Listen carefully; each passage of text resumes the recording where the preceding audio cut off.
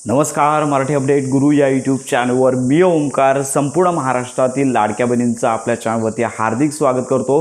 मुख्यमंत्री माझी लाडकी बहीण योजनेसंदर्भात प्रॉपर माहिती आपल्या चॅनलवरती दिली जाते। सोशल मीडियावरती सध्या सर्वच ठिकाणी पसरवलं जात आहे की लाडकी बहीण जी योजना आहे ती बंद होणार आहे। हायकोर्टची या संदर्भातली माहिती आलेली आहे। अशा प्रकारचे व्हिडिओ सध्या सोशल मीडियावरती व्हायरल होत आहेत, परंतु या बातमीमध्ये काहीच तथ्य नाही आहे।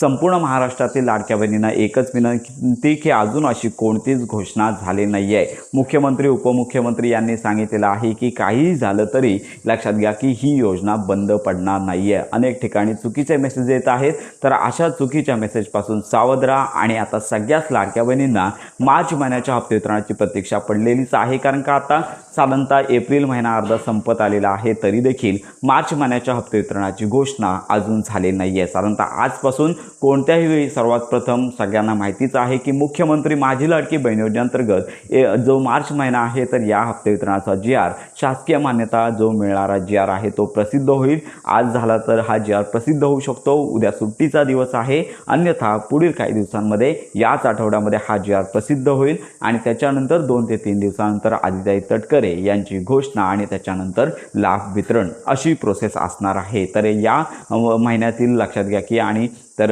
संपूर्ण महाराष्ट्रातील लाडक्या बहिणींसाठी मार्च महिन्याच्या हप्ते वितरणाची प्रोसेस सुरू झालेली आहे।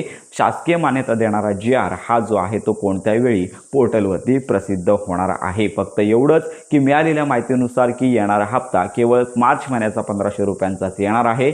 एप्रिल आणि मार्च असे 2 महिन्याचे हप्ते मिळत असतील तर आनंदाचीच बातमी आहे, पण मिळालेल्या माहितीनुसार फक्त जो लाभ आहे तो एकाच महिन्याचाच लाडक्या बहिणींना मिळणार आहे। आणि हा लाभ ज्या लाडक्या बहिणी पात्र आहेत तर अशाच लाडक्या बहिणींना हा लाभ मिळणार आहे। आणि याचबरोबर ज्यांची ई-KYC दुरुस्ती राहिलेली आहे यांना 30 एप्रिलपर्यंत मुदत देण्यात आलेली आहे। ज्यांची ई-KYC झालेली नाही आहे त्यांना मात्र अजून काहीच ऑप्शन झालेला नाही आहे। तर ही महत्त्वाची माहिती आहे। हप्ते वितरणाची घोषणा झाल्यानंतर संपूर्ण माहिती आपल्या चॅनलवरती दिली जाणार आहे।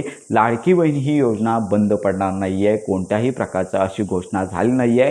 ही योजना चालूच राहणार आहे अशी ग्वाही मुख्यमंत्री उपमुख्यमंत्री यांनी दिलेली आहे। तर अशा प्रकारची ही महत्त्वाची माहिती सर्वांपर्यंत नक्की शेअर करा। हप्ते वितरणाचा जी.आर. आल्यानंतर संपूर्ण माहिती आपल्या चॅनलवरती दिली जाणार आहे। त्यामुळे खात्रीशीर माहितीसाठी आपल्या मराठी अपडेट गुरु या यूट्यूब चॅनलच्या कनेक्टमध्ये राहा।